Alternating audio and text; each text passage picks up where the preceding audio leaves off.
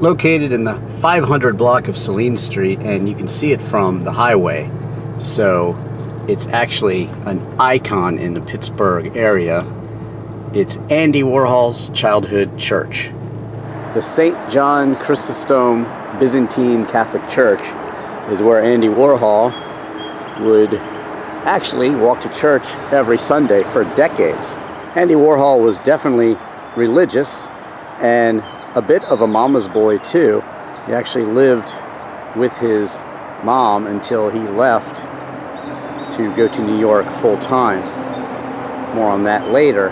But taking a look at this church and the repetitive nature of some of the styling elements, really a beautiful church.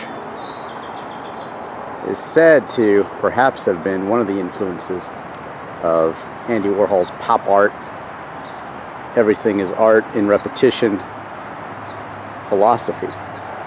I'm assuming this is where the clergy or the priest lives, but this is a beautiful church.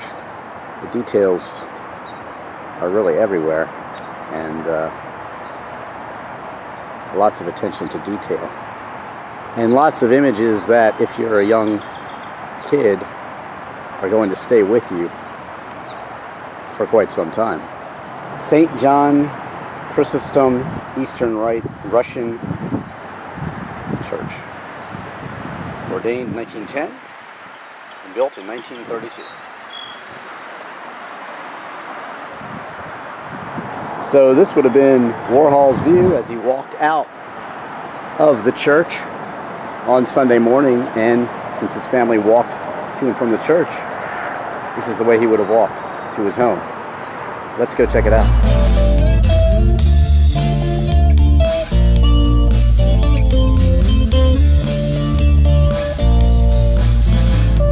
(3252) Dawson. Andy Warhol was born on August 6th of 1928 in the city of Pittsburgh. During his first 6 years, his family moved 5 different times, and it was the Great Depression, so times were certainly difficult. And in 1934, his father bought this yellow brick house at 3252 Dawson Street in the Oakland section of Pittsburgh. The two most important things to Andy Warhol's father were that it was close to the Byzantine Catholic Church and also the schools, and it happened to be near the Carnegie Museum and Library, Forbes Field, and also Schenley Park, Schenley Theater. Warhol lived in this house till he left for New York. That was 15 years later, 1934 to 1949. These 15 years were, of course, his formative years of life. It was here where he experienced many aspects of life that basically turned him into the artist that he was later. And a lot of that had to do with his college life. And so we'll actually go and check out his college as well from his house here on Dawson Street. In 1960, the house was finally sold out of the Warhol family. Julia, Andy's mother, was living with him in New York, and his 2 older brothers had moved away and started families, so they didn't need the house anymore. It was owned by 2 different families, and in 1998, the last owners passed away, and the house apparently fell into disrepair. In 2005, a family heir to the most recent owner was contacted, and the house was purchased by members of the Paul Warhol family. That's Andy's oldest brother. Repairs were started, and the house was saved from imminent collapse. They put on a new roof, they did structural repairs, and it's said that the restoration is continuing. I happen to renovate houses, and I can see that this one looks like it has good bones, I would say. But, you know, to pretty it up a little bit, it could use even some more work now, as I stand here today. It's definitely an interesting, typical Pittsburgh street.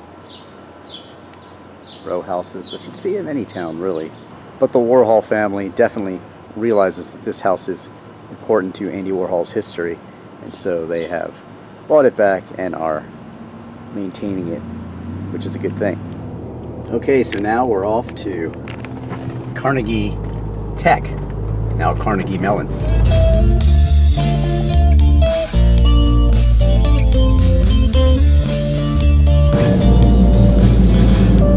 Okay, so here we are at Carnegie Tech, which would have been where Warhol walked to and got a college education in art.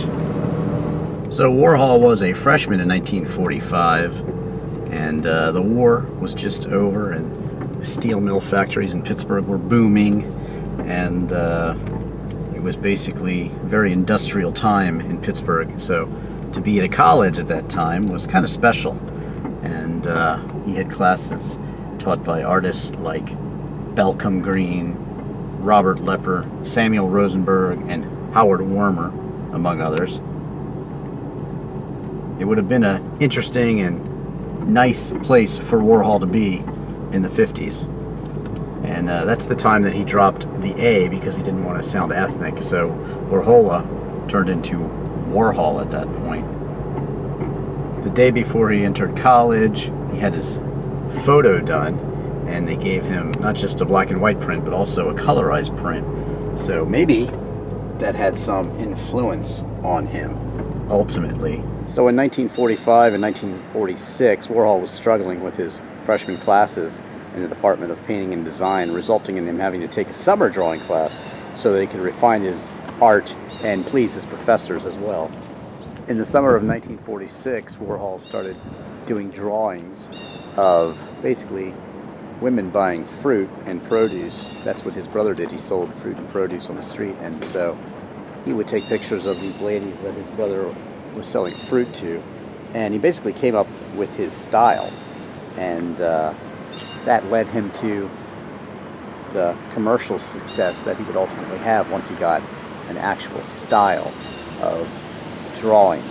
He started to receive some accolades, and in the fall he received the Martin B. Lesser Prize, and he had his work basically shown in the college's fine art gallery, and from that point forward he was a great student and was praised for his work.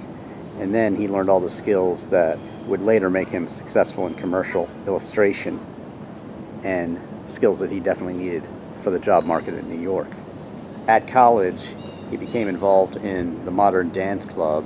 He was the only male in the group, actually, and he worked as an editor at the student publication Kano, and he designed a cover for a magazine in November of 1948, and that's what led him to develop.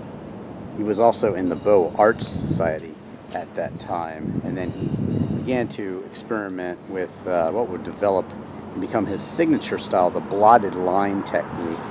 That's where he takes an image in reverse on vellum-like paper, and then you tamp it down on a clean sheet of paper, which results in a drippy, imperfect sort of image, and that is what made his style unique.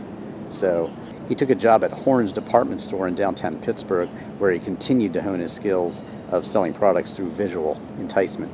By the end of his college career in 1949, he graduated in June, he had some controversy. He had entered a jured, basically art contest, and they were not thrilled with what he did. He basically had a picture of a man picking his nose, and it was because he had a bit of trouble getting into some things that he wanted to be in contests and such, and so he was said to be thumbing his nose at all that sort of thing.